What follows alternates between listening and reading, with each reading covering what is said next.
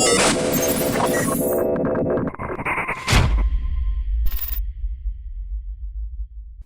everybody, John Meadows here. Today I want to give you 5 controversial nutrition strategies that I like personally to use to gain size or mass.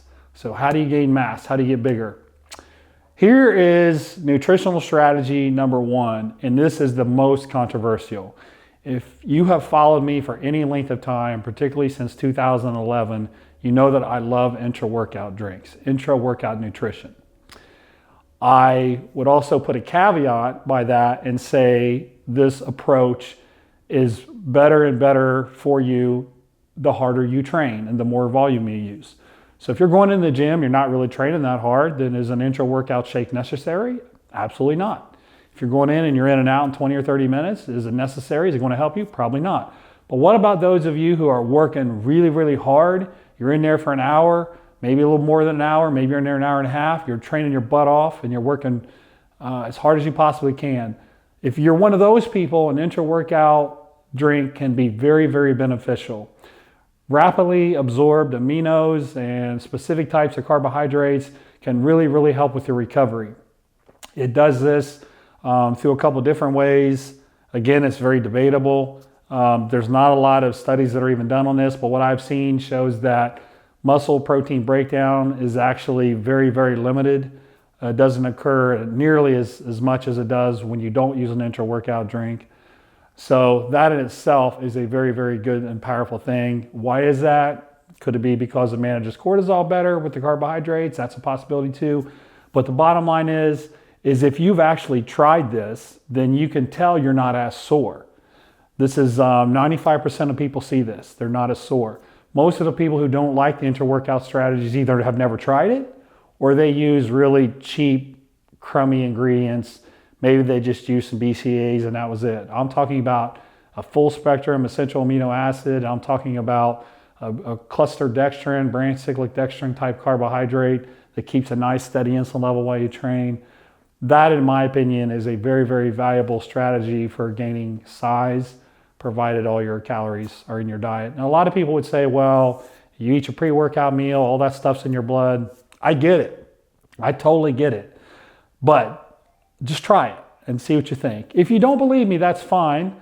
But most of the people that I know that have tried to implement this strategy have found that they're not nearly as sore and they can train more frequently and with more volume. And with that comes more mass.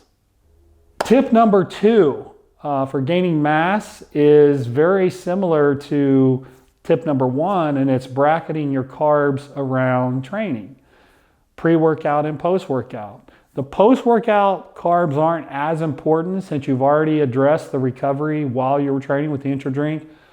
But the pre-workout, I still believe that putting your carbs and putting food around training is a good thing. And the reason why is because your body, your muscle cells are in a better state to absorb nutrients when you're training.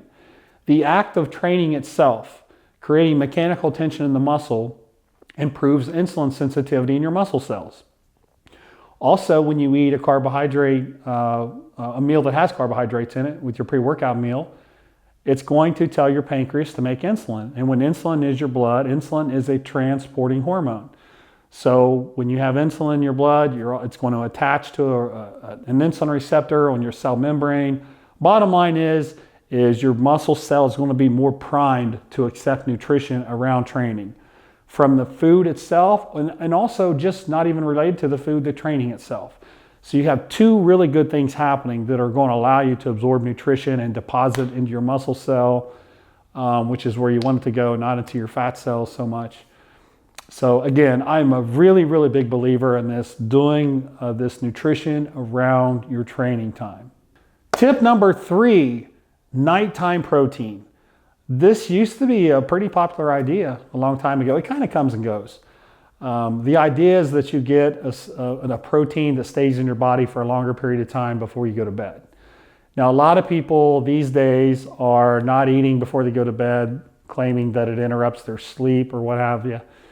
And if you eat a bunch of sugar before you go to bed, maybe it will do that because maybe your blood sugar kind of goes up and down. But I think generally what I've seen with a lot of clients, with a lot of people, is a really good power-packed meal before they go to sleep is helpful. Particularly protein that takes a little while to digest, we'll say. So a meat protein, a chicken or some red meat. If you maybe don't have much of an appetite, you can use a protein powder that's maybe a blend of casein and whey. The casein obviously is a little longer to digest than the whey protein will be. But I still think that having that good meal to give you some amino acids in a more sustained way through the night while you sleep is a very good thing for your net protein balance, we'll call it. You always want to have more muscle protein synthesis than you do breakdown. So it just tilts the odds in your favor. So that's tip number 3. Tip number 4, shakes and whole foods. I hear a lot of people say protein shakes are terrible. You should just eat whole food. And I get where they're coming from because a lot of protein shakes have been amino spiked. They're not the highest quality. But if you can find somebody who sells high quality protein powder, then I believe protein shakes are very valuable. When you're trying to gain mass, sometimes the biggest challenge is simply getting in enough calories. And sometimes it's hard to eat that many baked potatoes and that much rice to get all those calories in. And you don't want to eat junk all the time to get the calories in. So a protein shake comes in handy. And also it's going to kind of go through you faster. So if you have a whey isolate shake, it's not going to stick with you to the same length that a steak would.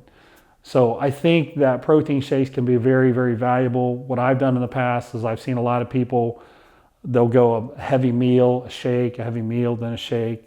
And so they're not always trying to digest really, really heavy meals. It gives their digestive system a little break. Okay, now we just need to digest some whey isolate.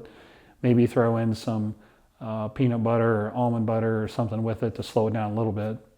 But I still think the protein shakes are very valuable. They tend to have a real good BCAA content. They tend to have good leucine content. They tend to be good for your immune system. All kinds of good benefits as long as it's a high quality protein powder. So you just got to do your research on which ones are high quality and which ones are not. Tip number 5, listen, sometimes it's going to be, when you're trying to gain mass, again, it's hard sometimes just due to calories. It is going to be hard to get enough calories via fish, potatoes, rice. Those foods just aren't calorically dense. So a flexible dieting approach is very, very valuable. Now, I always use this 90-10 approach. I always say 90% of your food should be good whole food. 10% is fun food. So if you want to get 10% of your calories from donuts or pancakes or French toast, I don't personally care. If you think about that, 10 meals over the course of 2 days, that's 9 meals that are pretty heavy in whole food, you know, the chicken and things like that. But then you're going to have a meal where you can pound down some pancakes or whatever. And if you're trying to gain mass, that might actually, instead of being every other day, it might be every day. It might be 4 or 5 whole, pretty clean meals and then one heavier meal where there's really no restriction on it being a clean meal, we'll call it. So I know that when I was trying to gain weight myself, sometimes the biggest challenges I had when I was younger was I just couldn't get enough clean food down. And I talk to a lot of people that have the same problem. They just can't eat that much rice. So don't be afraid to have, things like some pancakes in the morning or some French toast after you eat, things like that. That's okay. Sometimes you just have to do that to get enough calories in. So I know that's going to make the clean eaters cry. They don't want to hear that. But that's just reality for people trying to gain mass. Regardless of your metabolism, you're probably going to have to incorporate a little bit of that. If you have a hyper fast metabolism, you may have to incorporate a lot of that, unfortunately.